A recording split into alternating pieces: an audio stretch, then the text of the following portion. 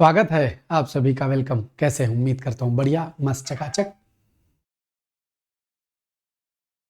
हिंदी की दवाई जो कि आपको मिलती है रोज रात 9:30 बजे।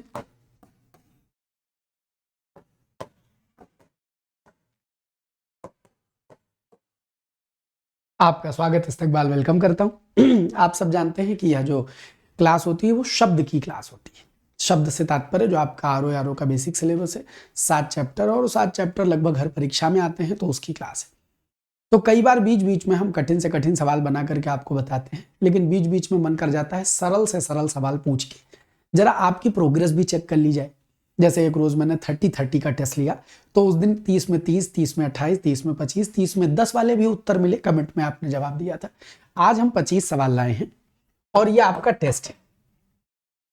तो जब क्लास खत्म हो जाएगी तो ऑफलाइन में कमेंट करिएगा कि आपके कितने नंबर आए। तो जिसको वो फास्टेस्ट वाला कंसेप्ट कहते हैं, वो 2020 जैसे गेम चलता है, आज ये गेम वैसे चलेगा। अच्छा, इस गेम को शुरू करने से पहले भी बता देना चाहता हूँ कि आज की यह कक्षा आप प्रीमियर मोड में देख रहे हैं, यानी इस समय हम अपने मित्र के विवाह में नाच रहे हैं और आप हमारी क्लास भी देख रहे हैं। हमारे मित्र हैं विपुल त्रिपाठी, उनका विवाह है, तो उसमें हमारा सम्मिलित होना तय पाया गया था, जरूरी था, तो मैं वही हूँ और इस समय आप हमारी क्लास देख रहे हैं। हाँ, कमेंट सेक्शन में मैं आपके कमेंट देख रहा हूँ। मैं सब काम करते हुए आपके कमेंट देखता रहता हूं, तो इसलिए कमेंट की मर्यादा बनाए रखेंगे। कोई ऐसी बात कहें जिसका उत्तर पाने की इच्छा हो, ऐसा मत कहिएगा। बस खाली क्लास देखने का आनंद लीजिए। एक कॉपी पेन उठाइए, एक सादा पेपर उठाइए, उसमें 1 से 25 ऐसे नंबर डाल लीजिए और खट खट खट खट टिक करते चलिएगा। सरलतम सवालों का आनंद लेंगे आज। आइए, पहला सवाल। हाँ, इसमें भी अगर आपके कमजोर नंबर आए तो मेहनत करने की जरूरत है बहुत ज्यादा। पहला सवाल, विष का विलोम निम्नलिखित में से कौन सा है? तुम्हारा सब विष का ये जो अमृत, ये जो सुरा, ये अमृत लिखा है, सब गलत लिखा है। जो विष का विलोम होता है वो अमृत होता है। विष माने होता है जहर। अमृत पीयूष को कहते हैं, अमृत सुधा को कहते हैं। अमृत का तद्भव अमीय भी प्रचलित है। ये सब अमृत है।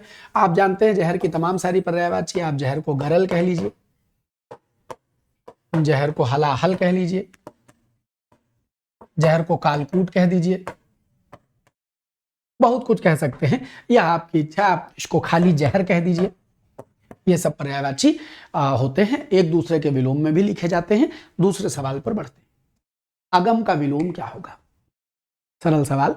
अगम, आगम है, सुगम है, दुर्गम है, निर्गम है।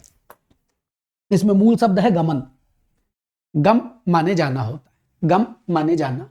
अब अगर गम या गमन माने जाना तो लिखा है अगम। आ माने नहीं, नहीं जाया जा सकता है जहां, वो स्थान क्या हो जाएगा? अगम हो जाएगा। तो आगम बढ़ा तो पॉजिटिव बनाता है, वो तो वेद पुराणों के लिए आगम निगम शब्दों का प्रयोग करते हैं, उनको हटा दीजिए। सुगम, जहां जाना आसान हो। दुर्गम, जहां जाना कठिन हो। निर्गम माने निकल जाना। तो एक बात बताओ, जहां जाया ना जा सके उसके लिए जहां जाना कठिन वो उत्तर, की जहां जाना सरल वो उत्तर? गुरुजी, जहां जाना सरल वो उत्तर। तो अगम के लिए सुगम लगा देंगे। अच्छा गुरुजी, क्या खाली अगम का ही विलोम सुगम लिख सकते हैं? नहीं भाई साहब, दुर्गम माने जहां जाना कठिन है, अवगम माने जहां जाए न जा सके। संस्कृत में इसको लिख देंगे तो अगम में भी लिख दीजिए, ना जाने योग्य, ऐसे भी कहा जा सकता है। इन तीनों का विलोम सुगम माने जहां जाना आसान होगा। बात समझो। अगले सवाल, नीचे दिए गए वाक्यों में दिनकर शब्द के लिए सही विलोम के रिक्त स्थान की पूर्ति कीजिए। हाँ, मतलब एकदम जैसे निहायत बच्चों वाले सवाल है, गलती उस गलती नहीं करनी है। सुबह दिनकर दिखाई देता है तो रात में प्रभाकर, निशाकर, दिवाकर, तारे। तो गुरुजी, दिनकर का जो विलोम बनाएंगे वो क्या बनाएंगे? वो निशाकर बनाएंगे। काहे? काहे कि जो दिन करते हैं वो अपने भुवन भास्कर सूर्य देवता है। दिनकर कौन है? सूर्य है। दिनमणि है। दिवा करने वाले हैं दिवाकर हैं। प्रभा करने वाले यानी उजाला करने वाले प्रभाकर हैं। और निशाकर माने रात करने वाले, तो निशा करने वाले कौन है? चंद्रमा है। यही निशा के नाथ हैं, रात के नाथ हैं। यही निशा के पति हैं, निशापति हैं।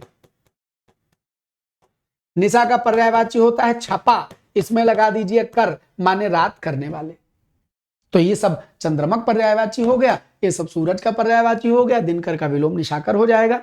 सवाल बड़े सरल हैं, व्याख्या उतने ही आनंद की मिलेगी। टिक टिक करते चलिए और व्याख्या का भी आनंद लेते चलिए। प्रारंभिक का विलोम शब्द इनमें से कौन सा होगा? तो प्रारंभिक माने शुरू करना, आरंभिक माने शुरू करना, अंतिम माने आखिरी। अवनति का विलोम उन्नति लिख लीजिए। प्राचीन का विलोम नवीन या अर्वाचीन दोनों प्रचलित है, दोनों लिख सकते हैं। आरंभिक का विलोम आरंभिक हो चाहे प्रारंभिक, दोनों का विलोम क्या आ जाएगा? अंतिम आ जाएगा। आरंभिक माने शुरुआती, प्रारंभिक माने शुरुआती, प्रा लगाने से बस वह चीज विशेष हो जाती है। जैसे मुख माने हमारा फेस, प्रमुख माने विशेष मुख, यानी कि 10 लोगों में जो एक चेहरा हो जाएगा उसको प्रमुख बोल दे देंगे। तो प्र लगाने से चीज शब्द में विशेषता आ जाती है। तो आरंभिक कह लीजिए, प्रारंभिक कह लीजिए, भाव एकदम स्टार्टिंग से बहुत विशेष रूप से शुरू करना तो प्रारंभ हो जाएगा, सामान्य तौर पर शुरू करेंगे तो आरंभ हो जाएगा। ये फर्क होता है। पक्षपाती होने की अपेक्षा इस खाली वाले स्थान में आपको पक्षपाती का सबसे उचित विलोम लिखना है। तो सदाचारी, निरपक्षी, अनुशासित, हाय कर्म, ऐसे सरल सवाल। हाँ, एग्जामिनर कभी कभी ऐसे भी कस बना ही लेते। आरो यारो में 30 सवाल तो ऐसे ही आते हैं, एकदम ऐसे तिगड़िक तिगड़िक तिगड़िक तिगड़िक घोड़ा दौड़ाते भागते चले जाओ। पक्षपाती का विलोम क्या हो जाएगा? निष्पक्ष हो जाएगा। उपन्यास से संबंधित के लिए एक शब्द क्या होगा? You are going to make a adjective. आप उपन्यास मूल शब्द है और इस उपन्यास से जो बनने वाला शब्द विशेषण होगा वो उपन्यास से संबंधित कहा जाएगा। तो बेहतर शब्द क्या होगा? गुरुजी इक लगाओ, एडजेक्टिव बना। और आप जानते हैं कि जब उपन्यास में इक जोड़ा जाएगा तो छोटा उ का औ हो जाता है। द वर्ड विल बिकम औपन्यासिक। क्या हो जाएगा? वर्ड विल बिकम औपन्यासिक। तो उपन्यास से औपन्यासिक बन जाएगा। 7 नंबर सवाल, पीने की इच्छा। पानी पीजिए, हाँ, जूस वूस पीजिए, गन्ने का रस पीजिए, रसना पीजिए, बाकी और कुछ मत पीजिए। स्वास्थ्य के लिए हानिकर चीजें नहीं पी जाती हैं। बताओ पीने की इच्छा के लिए क्या शब्द होगा? पिपास फर्जी शब्द है, पिपासा बोलते। पिपासा पीने की इच्छा। पिपासु पीने की इच्छा रखने वाले को क्या कहते हैं? पिपासु बोलते हैं। और पीने की इच्छा को क्या बोलते हैं? पिपासा बोलते हैं। तो द आंसर वुड बी पिपासा। पीने की इच्छा पिपासा। आइए अगले सवाल। जानने की इच्छा के लिए निम्नलिखित में से कौन सा शब्द है? जानने की इच्छा। हाय गुरुजी, इतना सरल सवाल। जिज्ञासा। जिज्ञासा, जिज्ञासा, जानने की इच्छा। तो गुरुजी कुछ इच्छा वाले तो नहीं, टेढ़े टेढ़े भी बता दीजिए। तो सुनो, सुनने की इच्छा, कमेंट करो। बोलने की इच्छा, कमेंट करो। मरने की इच्छा, मारने की इच्छा, हरण यानी अपहरण करने की इच्छा। चलो, एक सरल तो 5 कठिन तो मिलने चाहिए। तो सुनने की इच्छा शुश्रूषा होती है। हाँ, शुश्रूषा। शुश्रूषा माने सुनने की इच्छा भी, और शुश्रूषा माने किसी की सेवा टहल करना, किसी बीमार आदि की सेवा करना, उसको शुश्रूषा बोलते हैं। बोलने की इच्छा को विवच्छा कहते हैं। मरने की इच्छा को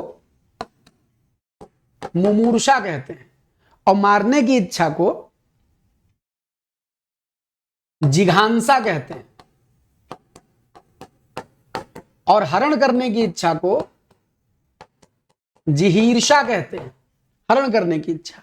अच्छा, मरने के साथ कभी कभी आप मोक्ष से कंफ्यूज हो जाते हैं। मोक्ष की इच्छा अलग है।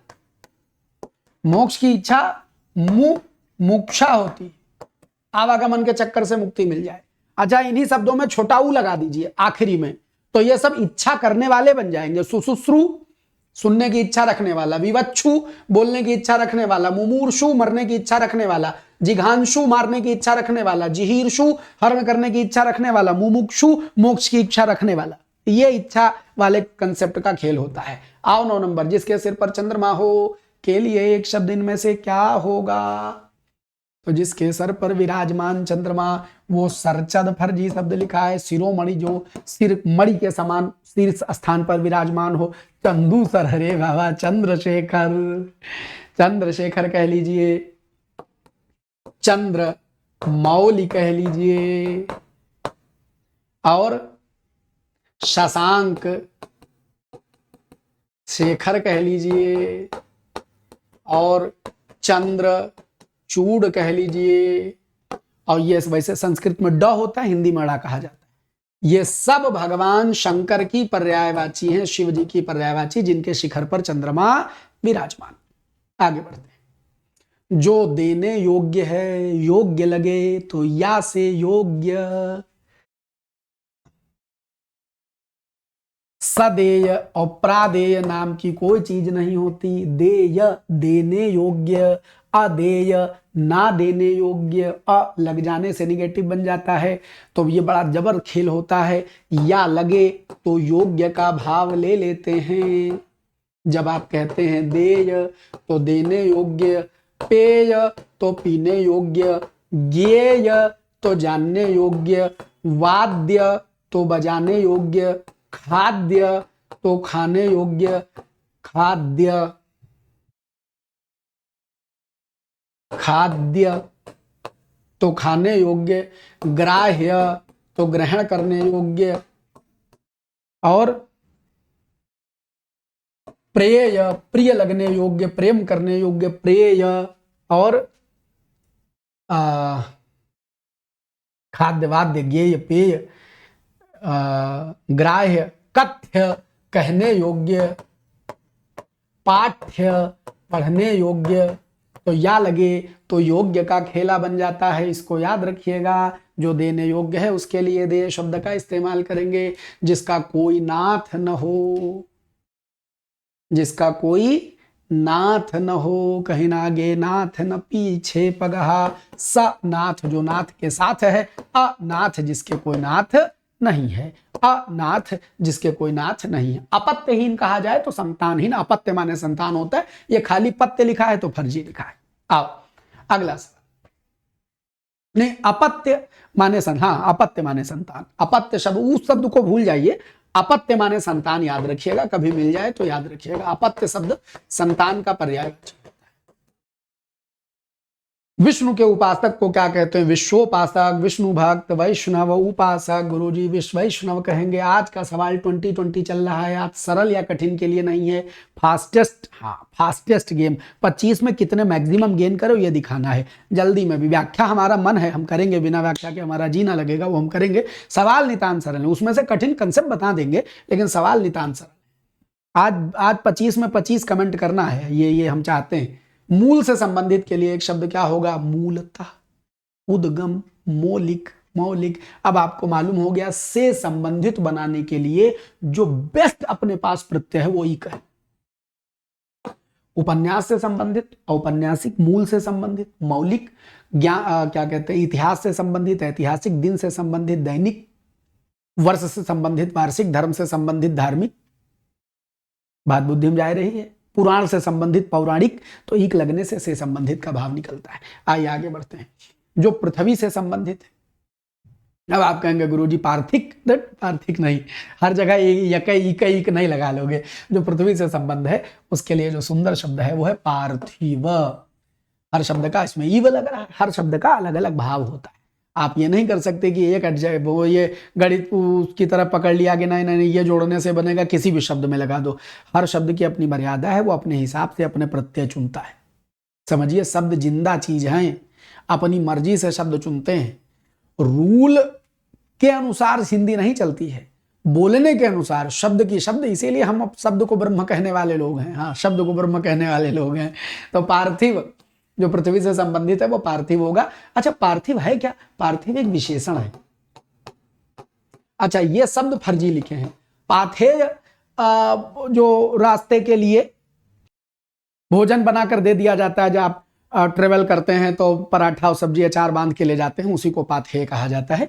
तो जो पृथ्वी से संबंधित है उसके लिए पार्थिव शब्द का प्रयोग करेंगे। पार्थिव हम भोजन में रास्ते का भोजन जो खाने वाने के लिए ले जाते हैं उसको पार्थिव शब्द विशेषण है। इसका प्रयोग कहाँ करते हैं? जब आप देखते हैं कोई मर जाता है तो शरीर आत्मा निकल गई तो कहते हैं ये पार्थिव शरीर है, माने शरीर पार्थिव, शरीर पृथ्वी का, पार्थिव पृथ्वी से संबंधित। अब मिट्टी है, मिट्टी बची तभी तो कहते थे मिट्टी उठाओ, कोई मना ही उठाने के, कोई नाम लेके नहीं कहता इनको ले चलो, और कहता है मिट्टी उठाओ, क्योंकि चेतना निकल गई तो वो प्राण तो चले गए, उड़ गया हंसा, बचा क्या है? पार्थिव शरीर बचा। और समझिए जब शंकर जी की पूजा करते हैं और वो सावन में आप शिवलिंग शिवाभिषेक करते हैं अपने घर में, तो आप मिट्टी के जब शिवलिंग बनाते हैं तो उनको पार्थिव शिवलिंग कहा जाता है। मिट्टी के शिवलिंग, पृथ्वी से बनाए गए शिवलिंग, तो पार्थिव शिवलिंग, पार्थिव शब्द एडजेक्टिव के तौर पर उपयोग करते हैं। सवाल संख्या 15 पर आ जाते हैं।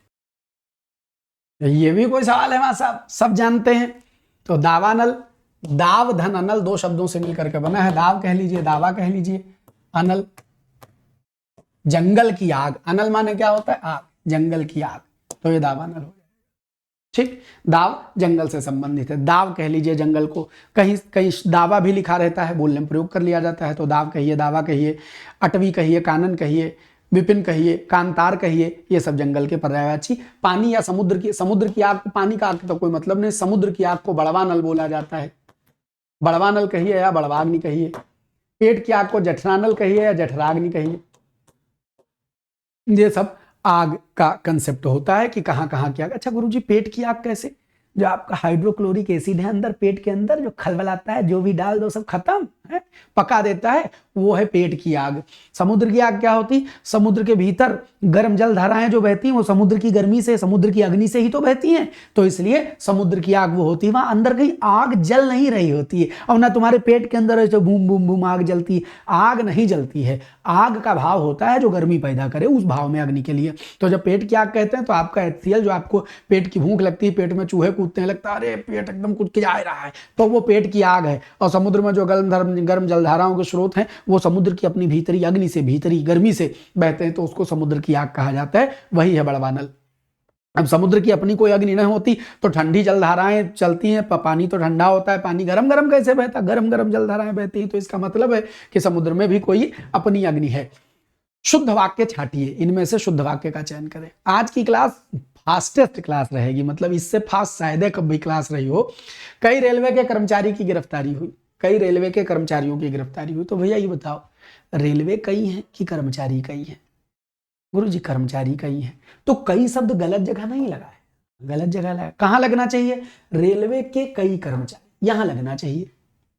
कौन सी अशुद्धि है?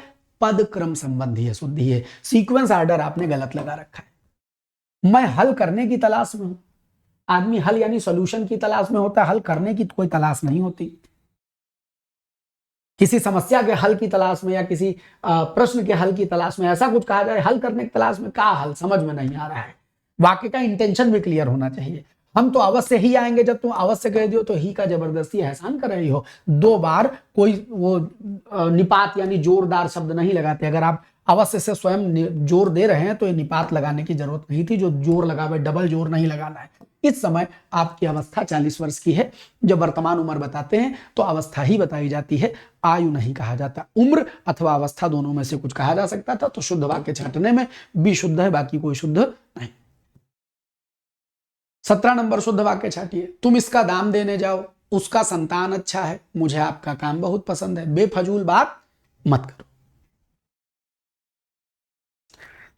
तो भैया तुम इसका दाम देने जाओ, ये वाक्य गड़बड़ है। तुम इसका मूल्य देने जाओ या आदि आदि कुछ बनाया जाए, लेकिन ये बोलने में अजीब है। तुम इसका दाम देने जाओ, उसका संतान अच्छा है उसकी संतान अच्छी है, उसका संतान नहीं। अच्छा, मुझे आपका काम बहुत पसंद है, इसमें कोई दिक्कत नहीं। दिक्कत कहां है? बेफजूल में। वैसे फिजूल शब्द का मतलब ही होता है बेकार चीज। फिजूल अकेले, वैसे फजूल नहीं, फिजूल जनरली प्रयोग करते हैं। फिजूल के आगे ये जो दुनिया बेफिजूल कह देती है, फिजूल के माने ही व्यर्थ। अब वो उसके आगे व्यर्थ के आगे क्या बे लगाओगे? बे माने बिना, बिना व्यर्थ। तो इसलिए बेफिजूल या बेफजूल शब्द गलत है। सदैव फिजूल लिख के फिजूल बात मत करिए, इतना काम कर जाएगा। अगर कोई बोले बेफिजूल बात मत करिए तो गलत बोल रहा है, खाली फिजूल वही अर्थ दे रहा है, उसके आगे बे आप अतिरिक्त लगा रहे हैं, नहीं लगाना चाहिए, अर्थ गड़बड़ा जा रहा है। लोभी शब्द में कौन सा विशेषण है? लोभी शब्द में कौन सा विशेषण है? विच एडजेक्टिव इज इन लोभी?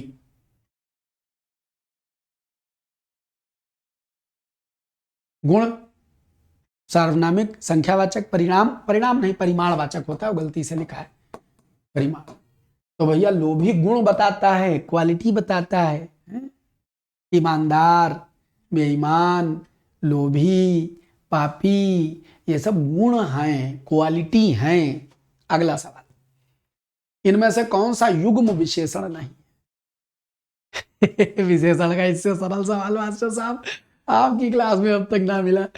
छोटा बड़ा आपस में विशेषण है, मतलब अलग अलग विशेषण है, दो ठो विशेषण, कॉमा लगा के लिख दो कोई फर्क नहीं पड़ता। हरा पीला भी विशेषण है, 2-3 भी विशेषण है। राम लक्ष्मण भाव 7 जन्म भर के अवतार रखने, वो संज्ञा है, संज्ञा है, संज्ञा है, वो विशेषण कैसे बन जाएंगे? वो विशेषण नहीं है। ठीक है, आइए 20 नंबर सवाल पर चलते हैं। निम्नलिखित में से विशेषण का चुनाव करिए। शीतलता भाववाचक संज्ञा, बल संज्ञा, नया विशेषण, नया आदमी, नया सवाल, नई परिचर्चा, नई परीक्षा, नया शब्द एडजेक्टिव यानी विशेषण के तौर पर जुड़ता है। सुनहरा शब्द में कौन सा विशेषण मानेंगे? सुनहरा, गुरुजी संख्या तो कोई है नहीं सुनहरा है, सर्वनाम ये है नहीं, परिमाण ये है नहीं, ये क्वालिटी फिर से बताता है, सोने के जैसा, सोने के रंग वाला सुनहरा, तो सुनहरा गुणवाचक विशेषण हो जाएगा। विशेष से कौन शब्द होता है? आज तो गुरुजी एकदम वो हाई स्कूल वाले सवाल आ गए, एसएससी जीडी वाले सवाल हैं सब है। विशेष वह शब्द होता है जिस शब्द के द्वारा अगर यहूं भी 25 में 25 ना आए तो डूब मरो चुल्लू भर पानी में। हाँ, विशेष वह शब्द होता है जिस शब्द की विशेषता बताई जाती है, जिस शब्द के द्वारा विशेषता, जिस शब्द से विशेषता, भैया जिस शब्द की विशेषता बताई, ये के द्वारा से का कोई मतलब नहीं, जिस शब्द की विशेषता बताई जाती है। आप कहते हैं लंबा आदमी, आदमी की विशेषता बताई गई तो आदमी क्या हो गया? विशेष्य, या माने योग्य, जो विशेषता बताने योग्य जो शब्द है वो विशेष्य है, और जो शब्द विशेषता बताता है उसको क्या कहते हैं? विशेषण कहते हैं। ठीक, चलो 22 के बाद 23 पर बढ़ा जाए। चतुर्विद्यार्थी से प्रश्न पूछो, वाक्य में एडजेक्टिव कौन है? Choose the adjective man, choose. देखो ये वाली दुनिया में लिखा है विद्यार्थी कोई शब्द नहीं होता, विद्यार्थी होता है, वो टाइपिंग की गलती है। विद्यार्थी धा नहीं लिखते, दया लिखते हैं विद्यार्थी। तो चतुर विद्यार्थी, चतुर शब्द विशेषता बता रहा है भाई, और कोई विशेषता बताने वाला शब्द है इसमें? और कोई नहीं, चतुर शब्द विशेषता बता रहा है। 23 के बाद 24, उपचार का विशेषण रूप क्या होगा? उपचार का विशेषण रूप क्या होगा? उपचार युक्त, चिकित्सा, औपचारिक, उपचारिक। गुरुजी अभी अभी जैसे उपन्यास से औपन्यासिक बनाया गया था, ऐसे उपचार से औपचारिक बना दीजिए। ये गजब खेल ये है कि जब ऊ से कोई शब्द शुरू होता है, ऊ से, और उसमें इक लगे, तो आप जानते हैं ये शुरू वाला ऊ जो है वो औ बन जाता है। उपचार, उपन्यास, पुराण, उद्योग। देखना इसमें एक लगाओ, औपचारिक, औपन्यासिक, ऊ का औ बन गया। पुराण में एक लगाओ, छोटा ऊ की मात्रा है, औ बना दो, पौराणिक। पुराणिक लिखा हो तो गलत लिखा है, एक लगाओ, औद्योगिक। अब यहां पर जो हमसे ज्यादा पढ़े हैं वो तनिक एक शब्द में कंफ्यूज होंगे। उद्योग में एक लगाओ तो औद्योगिक बनेगा, लेकिन अगर उद्योग में करण लगाओ तो ये उद्योगीकरण बनेगा। वर्तनी में आया है कई बार और हमने पूछा है कई बार। उद्योग में करण लगाओगे तो उद्योगीकरण बनेगा, उद्योगीकरण नहीं। ये अलग एडजेक्टिव है और ये अलग ये अलग प्रत्यय है, करण और इक अलग प्रत्यय है। हाँ, अगर आप ये कर दें औद्योगिक, आपका दिल करे गुरुजी हम तो औद्योगिक में करण लगाएंगे, आपका दिल करे तो आपके दिल की हम करवा देंगे, तो आप नियम से लगाइए। औद्योगिक तो ऐसे लिखिए, उसके बाद करण जब किसी शब्द में जुड़ता है तो अपने से ठीक पहले अक्षर की मात्रा में बड़ी की मात्रा लगाता है। तो औद्योगिक के का में बड़ी की मात्रा लगाइए, बनाइए औद्योगिकी, और उसके बाद करण एज इट इज उतार दीजिए, तो ये सही होगा। औद्योगिकीकरण, उद्योगीकरण, औद्योगिक, ये सही है। लेकिन कोई तुमसे औद्योगिकरण कह दे तो कह दो भैया न उधव में न माधव में, ये एग्जिस्ट नहीं करता है। ध्यान दीजिएगा तब समझ में आएगा। औद्योगिक में करण लगाएंगे तो औद्योगिकीकरण, और उद्योग में इक लगाएंगे तो औद्योगिक बनेगा, उद्योग में करण लगाएंगे तो उद्योगीकरण बनेगा। लेकिन ये औद्योगीकरण नहीं होता है, कुछ नहीं होता है। ठीक, आइए 25 पर पहुंचते हैं।